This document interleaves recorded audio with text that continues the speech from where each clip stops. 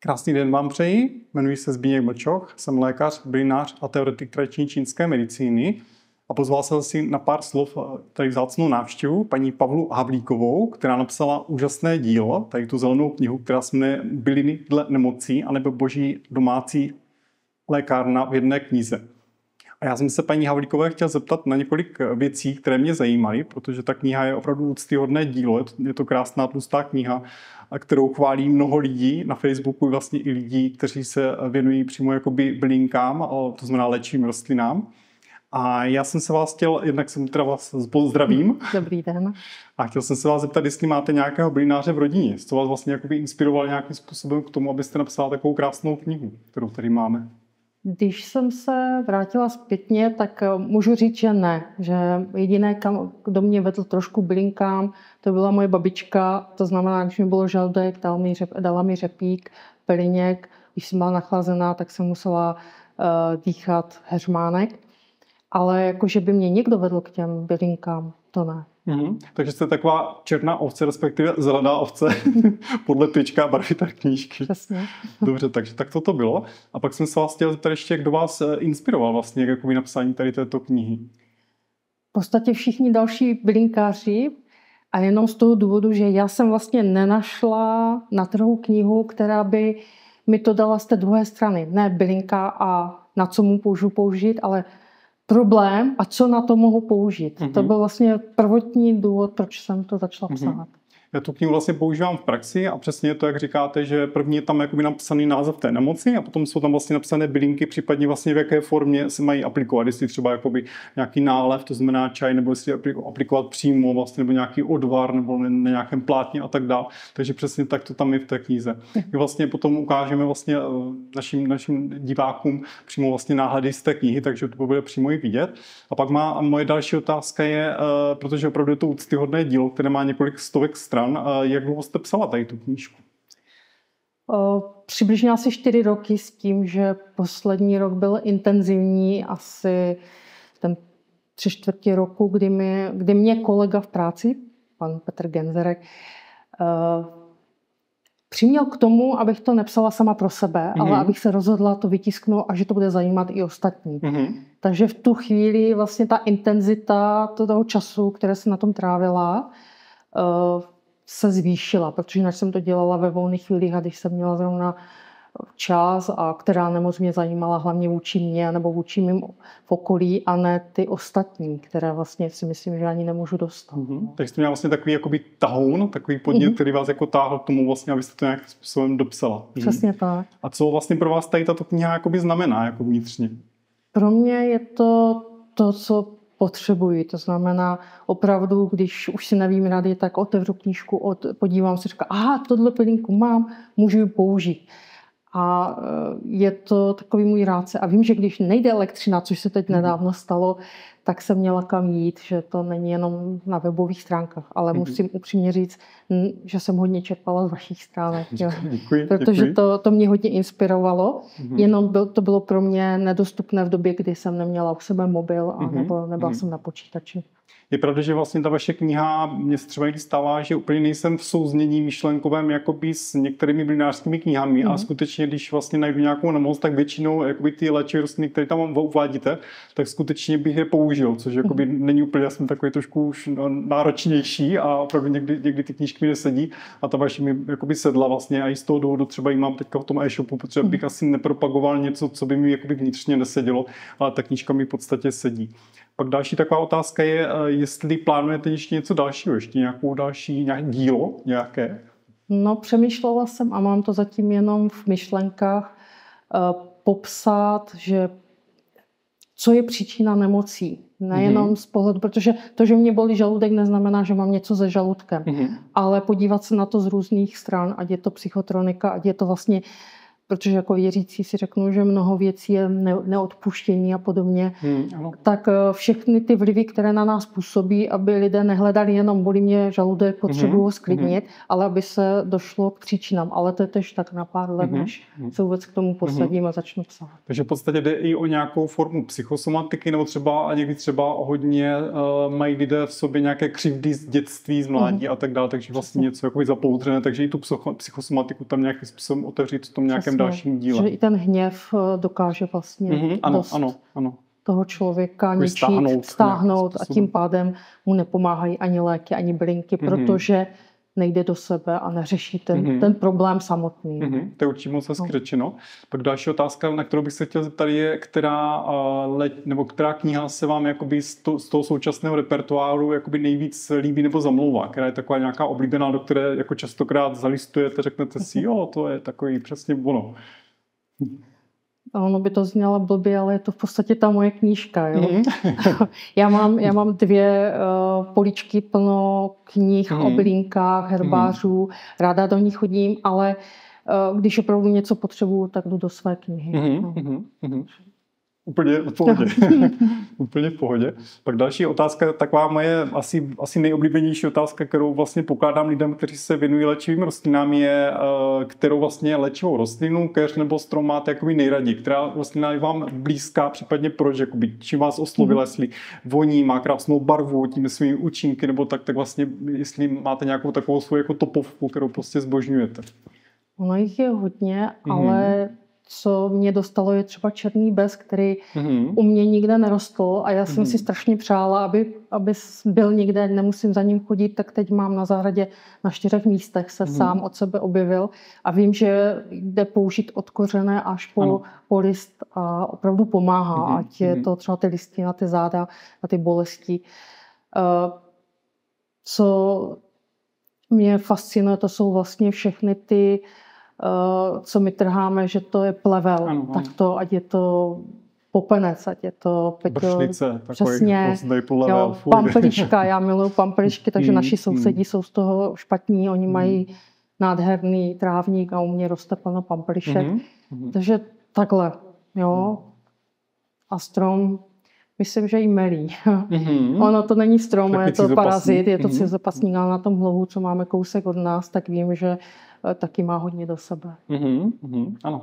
Takže v podstatě ten bezčerný je pro vás takový jako topovka. No. Dobře. Pak další otázka, na kterou bych se chtěl zeptat, je vlastně v té knize máte různé recepty, že? A vlastně jenom když se tak zeptám, kolik ta kniha má stránek, protože já si myslím, že mám pocit 985 stránek. A jenom proto, že je to skoro 1000. Původně to bylo 1460. Takže to je opravdu úctyhodné. A ta otázka je, když byste měla vybrat jeden jediný recept vlastně z té knihy, protože jsou tam i recepty, který recept byste jakoby nějakým způsobem doporučila nebo nalákala vlastně ty vaše čtenáře na tu knihu?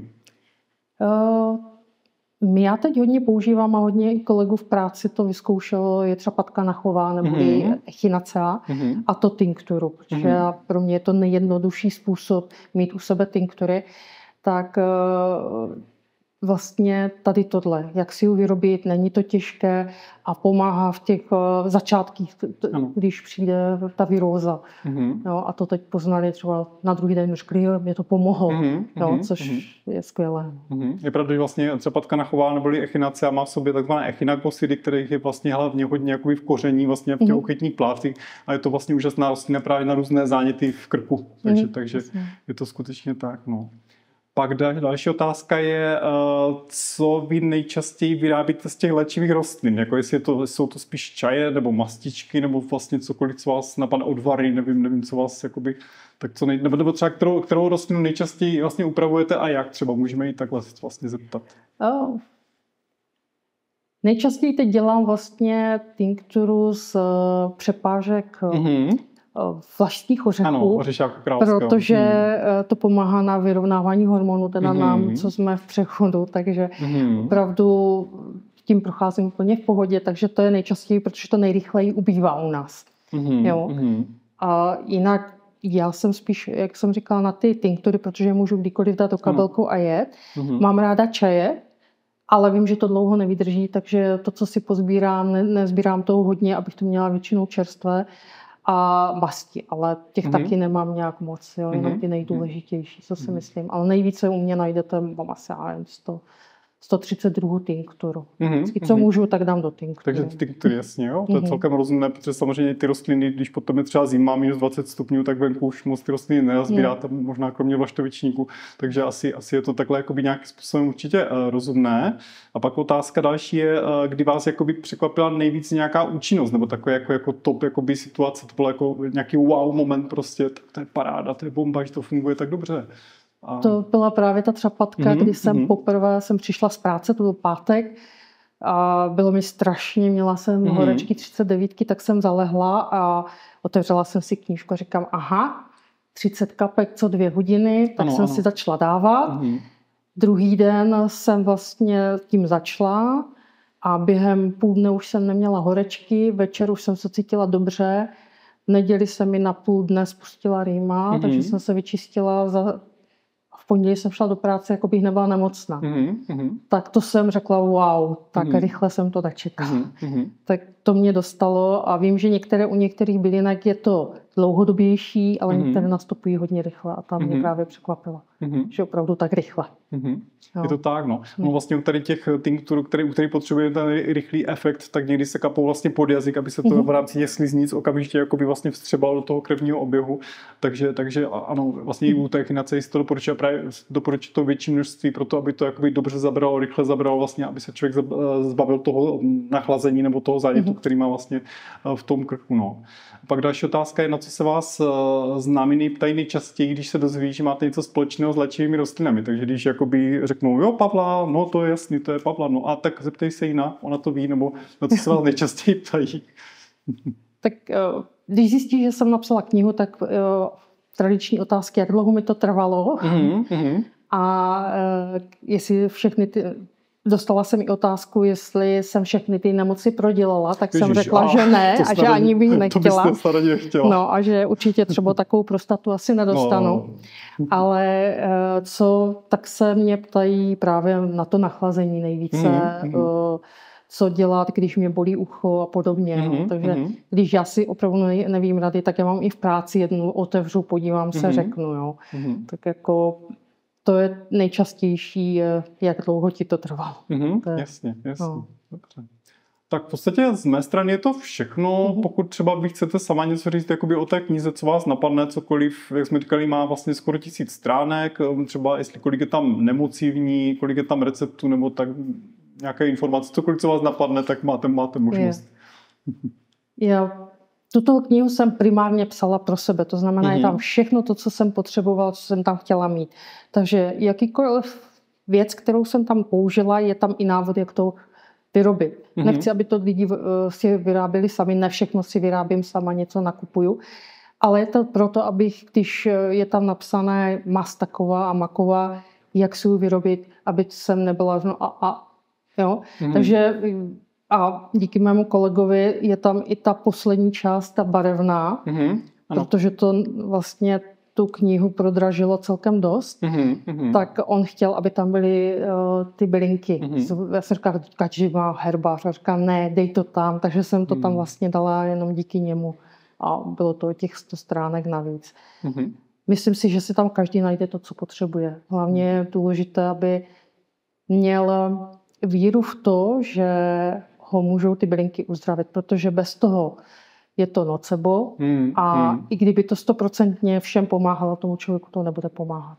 No, takže... Je to pravda, je to tak, ono se vlastně říká, že už to, že člověk nějakým způsobem se jakoby zajímá o ten svůj zdravotní problém, že jde někam nazbírat prostě pod ten les nějaký ty bylinky, něco si z toho vyrobí, vlastně tak tím se jakoby zásadním způsobem zvyšuje vlastně ta efektivita toho uzdravení, takže přesně je to přesně tak, jak říkáte. Ano, vlastně já, protože tu knížku znám, tak skutečně vzadu je tam ta obrazová příloha, vlastně jsou tam vlastně taková tabulka, v ní jsou ty obrázky těch léčivých rostlin.